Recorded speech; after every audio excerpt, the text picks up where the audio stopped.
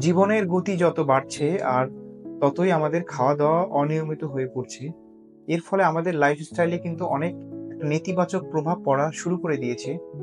এরকমই একটি সমস্যা হচ্ছে গ্যাসের সমস্যা বা অ্যাসিডিটির সমস্যা। সাধারণত বেশি ঝাল খাওয়া, অনিয়মিত খাদ্যাভ্যাস, ব্যায়াম না করা, অতিরিক্ত দুশ্চিন্তা করা, অতিরিক্ত ধূমপান, মদ্যপান ইত্যাদি কারণে কিন্তু মানুষের অ্যাসিডিটি হতে পারে। আর এই সমস্যাটা যেহেতু খুব কমন একটা সমস্যা, আমরা ওষুধের পাশাপাশি কিছু জিনিস মেইনটেইন করলে কিন্তু এই সমস্যা অনেকাংশেই আমরা কন্ট্রোল করতে পারি। সুপ্রিয় দর্শক মণ্ডলী, অ্যাসিডিটিকে রুখতে আমরা কি ঘরোয়া পদক্ষেপ নিতে পারি সেই সম্পর্কে আজকের ভিডিওতে আলোচনা করব। প্রথম যে পয়েন্টটা সেটা হচ্ছে সময় মতো খাবার খান। আমরা অনিয়মিত জীবনযাপন করি, অনিয়ন্ত্রিত জীবনযাপন করি, সময়ের খাবার সময়ে খাই না। চেষ্টা করুন প্রতিদিন একই সময়ে ডিনার, ব্রেকফাস্ট ও লাঞ্চ করার জন্য। অল্প অল্প খান কিন্তু বারে বারে খান এবং খাবারের মাঝে কমপক্ষে ৩-৪ ঘন্টার একটা ব্যবধান রাখতে পারেন, যেটা আপনার হজম প্রক্রিয়াকে আরো সহজ করে তুলবে। সেকেন্ড যে পয়েন্টটা, হালকা খাবার খান।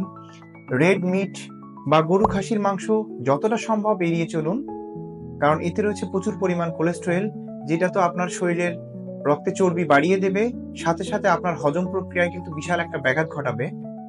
এই খাবারের তালিকা থেকে বাদ দিয়ে আস্থা রাখতে পারেন মুরগির মাংসে।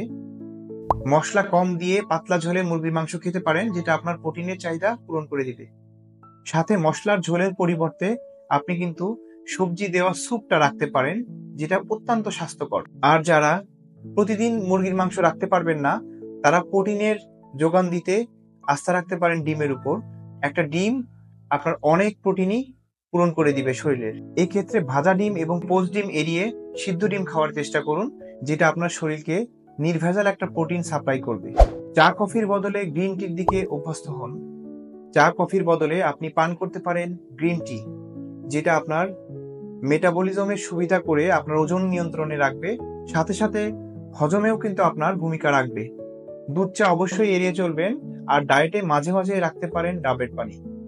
চতুর্থ যে পয়েন্টটা, লেবুর রস এবং গরম পানি। আপনার সকালটা আপনি শুরু করতে পারেন একটু কুসুম কুসুম গরম পানির মধ্যে একটু লেবুর রস মিশিয়ে। এতে শরীরের টক্সিন যেমন সরবে, তেমনই কিন্তু শরীর রিহাইড্রেট হয়ে যাবে, শরীরে পানি শূন্যতা পূরণ হবে, যেটা আপনার সারা দিনের এনার্জি তো দেবেই, সাথে সাথে আপনার মেদভুঁড়ি কমাতে সাহায্য করবে এবং ডাইজেশন বা হজমে কিন্তু আপনার ব্যাপক ভূমিকা রাখতে পারে এই কুসুম কুসুম গরম পানি এবং লেবু। হজম শক্তিকে প্রতিদিন রেগুলেট করতে আপনি রাতে সামান্য একটু টক দই রাখতে পারেন, যেটা কিন্তু আপনার গুড ব্যাকটেরিয়া এগুলোকে বাড়িয়ে দেবে, যেটা আপনার গ্যাসের সমস্যার জন্য অত্যন্ত চমৎকার কার্যকরী। যদি কোনো প্রশ্ন থাকে কমেন্ট বক্সে লিখতে পারেন, আর চ্যানেলে নতুন হলে সাবস্ক্রাইব করতে একদম ভুলবেন না। দেখা হচ্ছে পরবর্তী কোনো ভিডিওতে।